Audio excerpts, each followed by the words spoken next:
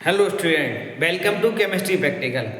पिछली वीडियो में मैंने आपको एपेटाइटिस के बारे में बताया, उनके नेम और उनके यूजेस बताए।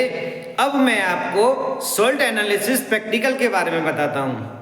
तो स्टूडेंट्स, क्या होता है कि जब आप सॉल्ट एनालिसिस के प्रैक्टिकल करते हैं तो उस समय क्या होता है कि जो सॉल्ट आपको दिए जाते हैं, यानी जो सॉल्ट आपको गिवन होते हैं, वो अननोन सॉल्ट होते हैं। तो उस समय तो आपको पता नहीं होता है कि जो सॉल्ट आपको मिला है वो कौन सा सॉल्ट है। तो आप कंफर्मेटरी टेस्ट कैसे करेंगे? तो उसके लिए आपको क्या करना होगा कि सबसे पहले आपको उसका प्राइमरी टेस्ट करना होगा।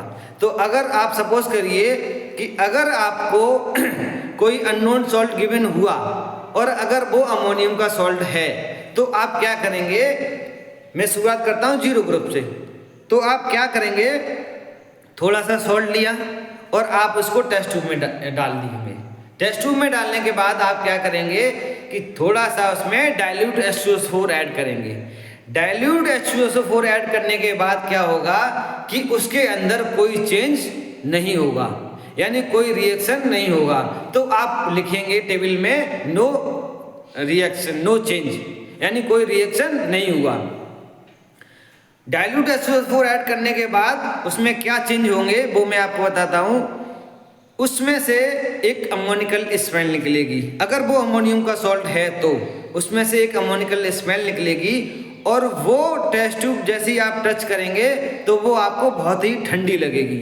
तो उस सिचुएशन में आपको पता चल जाएगा कि जो अननोन सॉल्ट आपको गिवन हुआ था वो अमोनियम का सॉल्ट था। अब जैसे ही आपको पता चल गया कि सॉल्ट जो मुझे अननोन सॉल्ट मिला था वो तो अमोनियम का सॉल्ट है, तब आप क्या करेंगे? उसका कंफर्मेटरी टेस्ट कर देंगे। अब मैंने आपको प्राइमरी टेस्ट के बारे में बताया। दूसरी जो वीडियो में बनाऊंगा उसमें मैं अमोनियम सॉल्ट के लिए ही कंफर्मेटरी टेस्ट का प्रोसीजर आपको बताऊंगा कि अमोनियम का कंफर्मेटरी टेस्ट किस तरह से कर सकते हैं।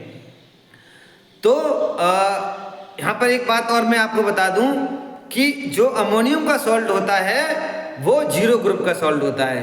अगर किसी ने आपसे क्वेश्चन किया, किसी टीचर ने आपसे क्वेश्चन किया, उसने आपसे पूछा कि 0 ग्रुप कौन सा सॉल्ट होता है, तो आप बता सकते हैं कि 0 ग्रुप का अमोनियम सॉल्ट होता है।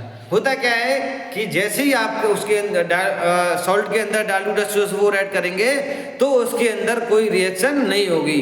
तो दैट मीन्स 0 ग्रुप प्रेजेंट, यानी फर्स्ट ग्रुप अब्सेंट। तो 0 ग्रुप में अमोनियम होता है। आई होप मेरी जानकारी आपको अच्छी लगी हो, पसंद आई हो। Thank you.